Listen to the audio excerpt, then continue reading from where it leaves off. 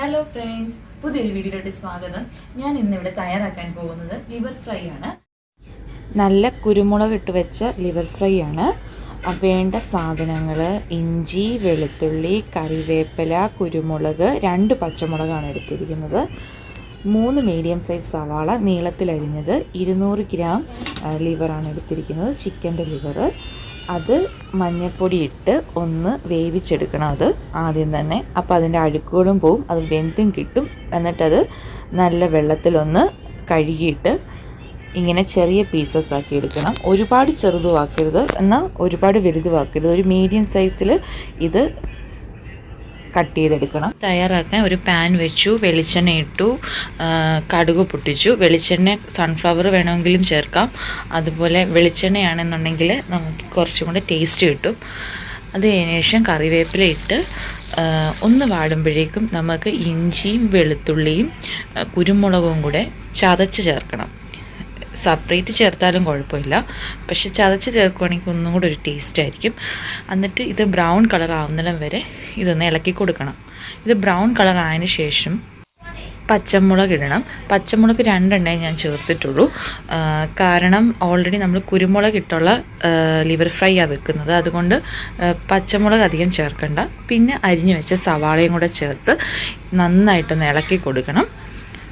ഇത് നല്ലപോലെ വേഗം ഒന്ന് വാടി കിട്ടാൻ വേണ്ടി കുറച്ച് ഉപ്പും കൂടെ ചേർത്ത് കൊടുക്കണം. കുറച്ച് ഉപ്പ് ചേർത്താൽ മതി, പിന്നെ നമുക്ക് വേണമെന്നുണ്ടെങ്കിൽ കൂടുതൽ ചേർത്താൽ മതി. അത് ഏകദേശം വാടി വന്നിട്ടുണ്ട് സവാള.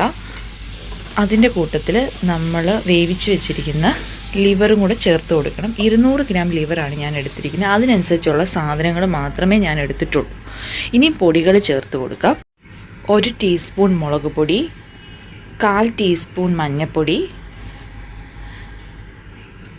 2 ടീസ്പൂൺ മല്ലിപ്പൊടി, 1/4 ടീസ്പൂൺ ഗരം മസാല. എന്നിട്ട് ഇത് നല്ലപോലെ ഒന്ന് ഇളക്കി കൊടുത്ത് യോജിപ്പിക്കണം. ഇത് നല്ലപോലെ ഇളക്കി കൊടുക്കണം. ഇതിൻ്റെ പച്ചക്കുത്ത്, ഈ പൊടിയുടെ പച്ചക്കുത്തൊക്കെ ഒന്ന് മാറി കിട്ടാൻ വേണ്ടി നല്ലപോലെ ഇളക്കി ഒന്ന് കൊടുക്കണം. ഇത് അടിയിൽ പിടിക്കാതിരിക്കാൻ നമുക്ക് തീ കുറച്ച് വെച്ചാൽ മതി, ലോ ഫ്ലെയിമിൽ. ഇത് നന്നായിട്ട് യോജിപ്പിക്കണം.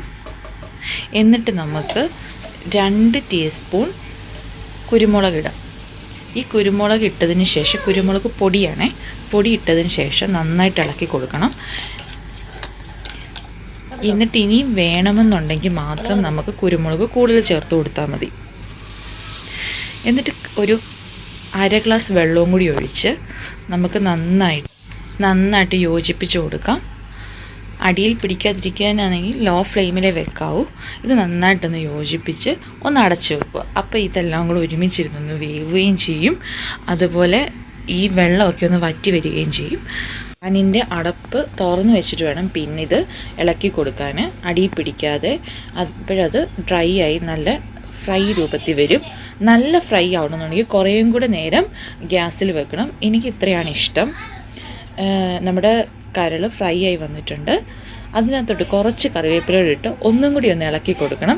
അതിൻ്റെ മുകളിലായിട്ട് കുറച്ച് വെളിച്ചെണ്ണ ഒന്ന് തൂകി കൊടുക്കുകയാണെങ്കിൽ നല്ല ടേസ്റ്റ് ആയിരിക്കും. എന്നിട്ട് നന്നായിട്ട് ഇളക്കി കൊടുക്കുക. നമ്മൾ ഡ്രൈ ആക്കുമ്പോൾ കുരുമുളക് കുറവുണ്ടെന്നുണ്ടെങ്കിൽ കുരുമുളക് ചേർത്ത് കൊടുക്കണം, ഉപ്പ് കുറവുണ്ടെങ്കിൽ ഉപ്പ് ചേർത്ത് കൊടുക്കണം. ഇതെല്ലാം നമ്മൾ ഫ്രൈ ആക്കുന്ന സമയത്ത് ചെയ്യണം. അപ്പോൾ വീഡിയോ ഇഷ്ടമായെങ്കിൽ ലൈക്ക് ചെയ്യണം, സബ്സ്ക്രൈബ് ചെയ്യണം, ട്രൈ ചെയ്ത് നോക്കണം. താങ്ക്